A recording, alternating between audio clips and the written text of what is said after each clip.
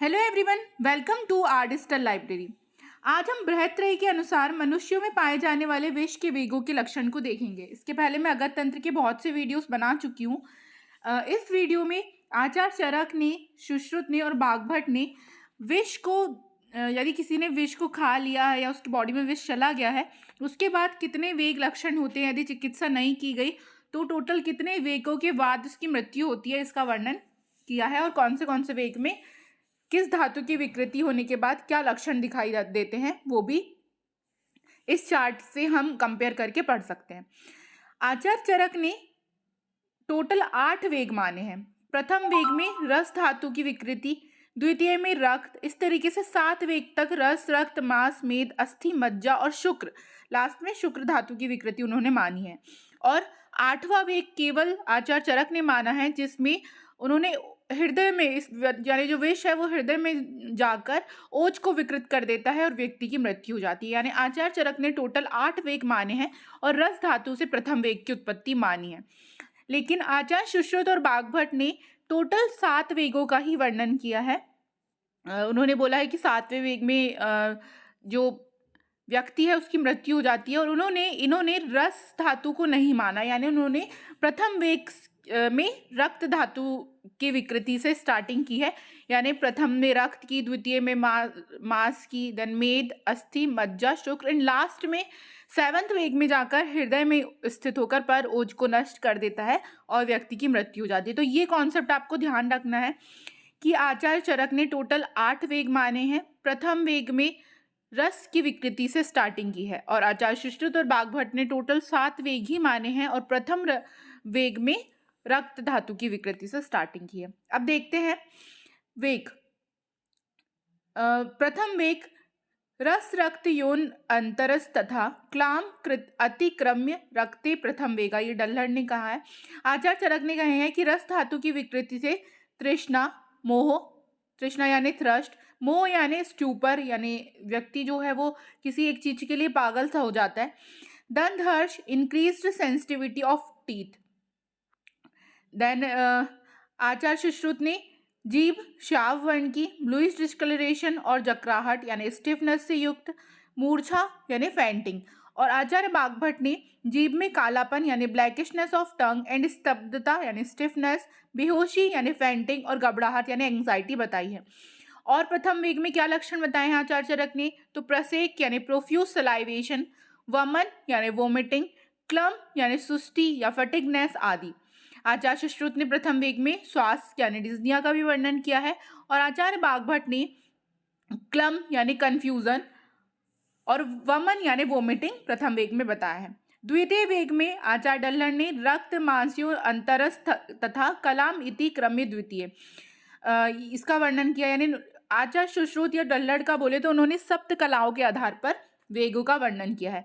आचार्य चरक ने द्वितीय वेग में रक्त की विकृति से शरीर में विवर्णता यानी डिस्कलरेशन, भ्रम यानी वर्टिगो, वेफ्तो यानी ट्रिमर्स, मूर्छा यानी फैंटिंग, जंभा यानी एक्सेसिव यॉर्निंग और सारे अंगों में चुनचुनाहट यानी जनरलाइज टिंगलिंग सेंसेशन और तमक श्वास यानी अस्थमा, ये सारे लक्षण बताए हैं।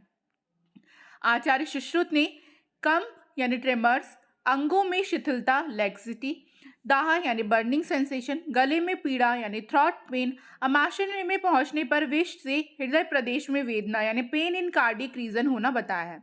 आचार्य बागभट्ट ने कपकपी यानी वही शिवरिंग होना ट्रिमर्स, पसीना आना यानी स्वेटिंग, शरीर में जलन यानी बर्निंग सेंसेशन, गले में पीड़ा यानी थ्रॉट पेन, आमाशय प्राप्त विष में हृदय में पीड़ा यानी पेन इन कार्डिक रीजन।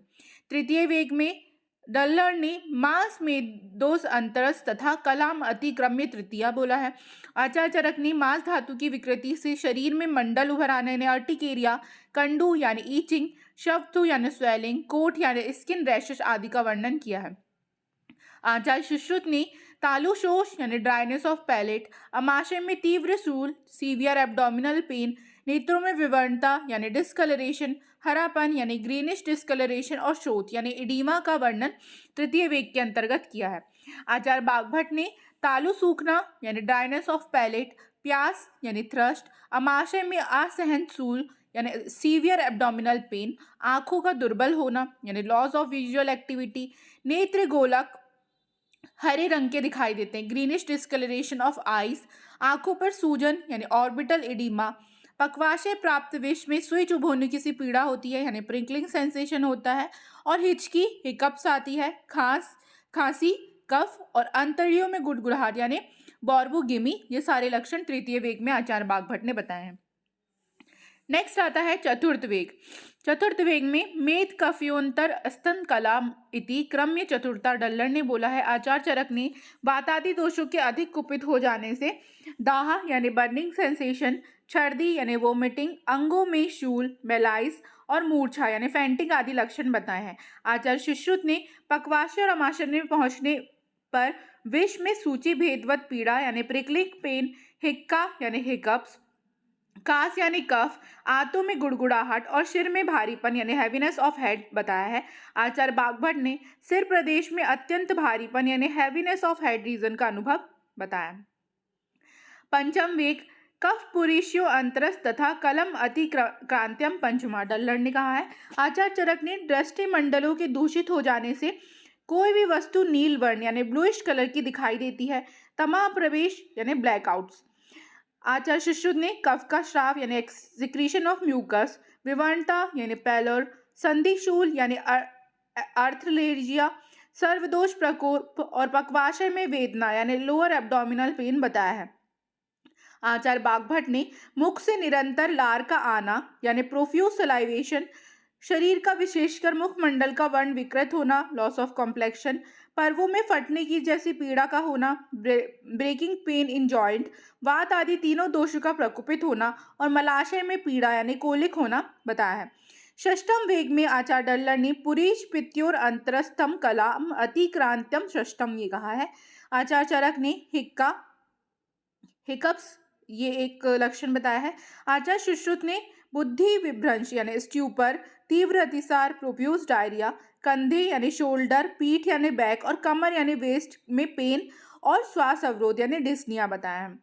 आचार्य बागभट्ट ने बेहोशी, फैंटिंग, बार बार अतिसार, दस्त लगना, कंधे, शोल्डर और बैक में पीड़ा और मृत्यु डेथ, इन्होंने छठवें या सातवें वेग में डेथ बताया है आचार्य सुश्रुत और बागभट्ट ने।